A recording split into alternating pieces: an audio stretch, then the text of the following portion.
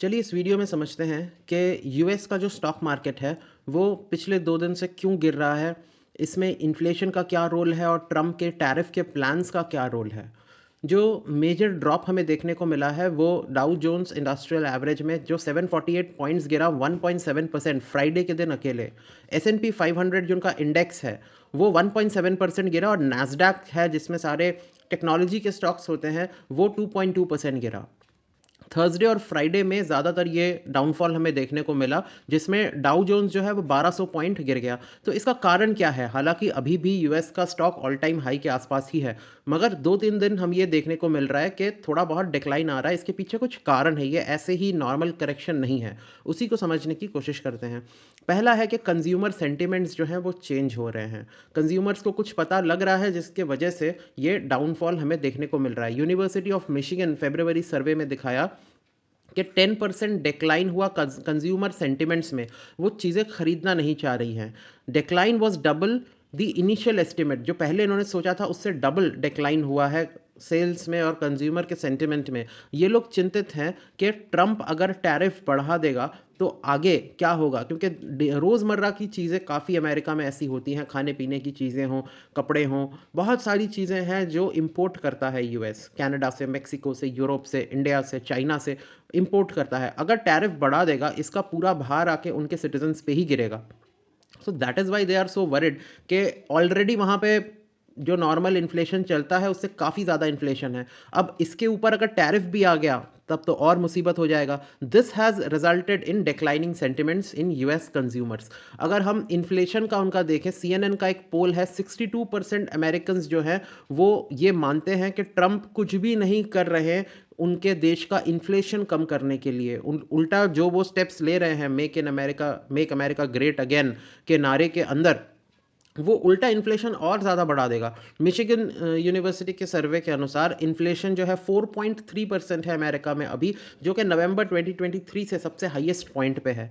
इससे क्या हुआ कि इम्पैक्ट पड़ गया कंज्यूमर स्पेंडिंग और इकोनॉमी पे। वीकर कंज्यूमर सेंटिमेंट्स में स्लो डाउन स्पेंडिंग। कंज्यूमर को पता चल गया इन्फ्लेशन है और होने वाला है, इस वजह से वो स्पेंडिंग भी काफ़ी स्लो डाउन कर रहे हैं। हालांकि जैसे ही उनको पता लगा ना कि कुछ चीज़ें महंगी होने वाली हैं, खाने पीने की चीज़ें, अचानक से वो लोग भागे मॉल्स में, स्टोर्स में और चीज़ें खरीद के घर में जमा करने लग गए। मगर वो कितना देर चलेगा, कितना दिन चलेगा? जितना हो गया 10-15 दिन, महीने भर का सामान आप रख लोगे, उसके बाद तो आपको इन्फ्लेशन फेस करना ही पड़ेगा।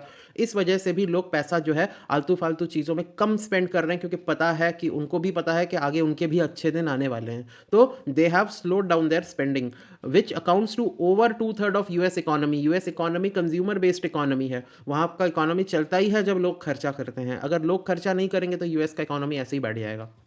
इस वजह से हमें पिछले 2 दिन में स्टॉक मार्केट्स गिरता हुआ दिखाई दे रहा है। Retail sales have declined recently adding to economic concern. जैसे ही वहाँ पे लोग खर्चा कम करना शुरू करते हैं, एक इकोनॉमिक स्लो डाउन, एक रिसेशन का स्मेल आने लगता है वहाँ पे लोगों को। तो इस वजह से भी स्टॉक मार्केट का ये हाल हमें देखने को मिल रहा है। Job growth and housing market struggles. Job भी वहाँ पे ग्रोथ कम हो रहा है क्योंकि बिजनेसेस जो हैं वो हायरिंग नहीं कर रहे हैं। उनको नहीं पता कि टैरिफ किस करवट बैठेगा। ये जो टैरिफ का जो सब शुरू किया है ट्रंप ने, इसका अंत में रिजल्ट क्या होगा। तो people have put a pause button. वो पॉज करके वो चुपचाप देख रहे हैं, ना हायरिंग कर रहे हैं, ना अपना बिजनेस बढ़ा रहे हैं, ना इन्वेस्ट कर रहे हैं, क्योंकि उनको नहीं पता आगे क्या होगा। उसी तरीके से हाउसिंग मार्केट में भी स्लो डाउन आ गया है।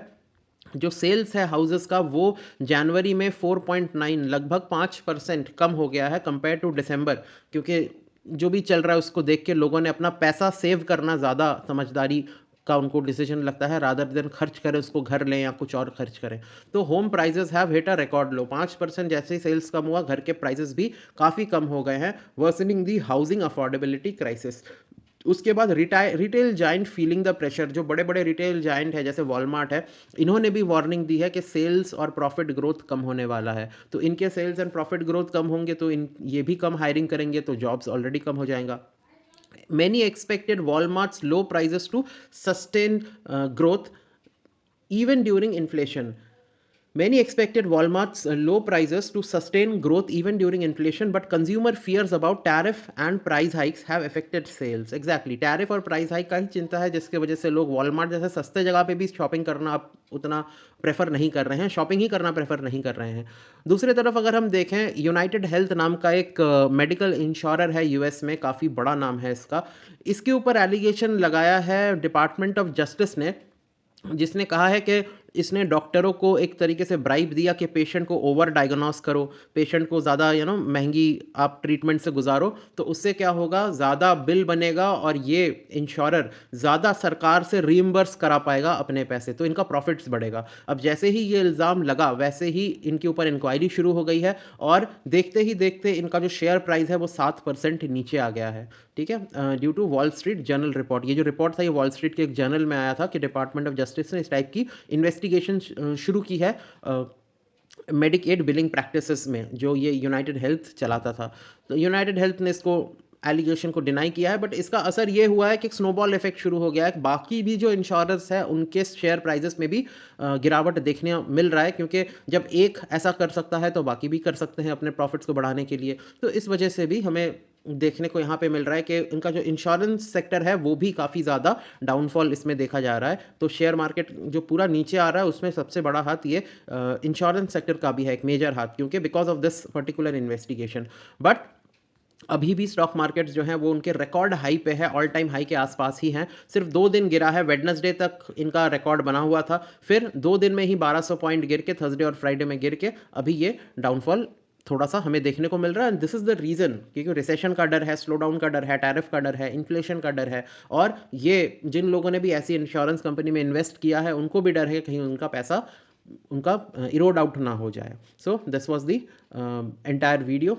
We'll see in the next video. Thank you.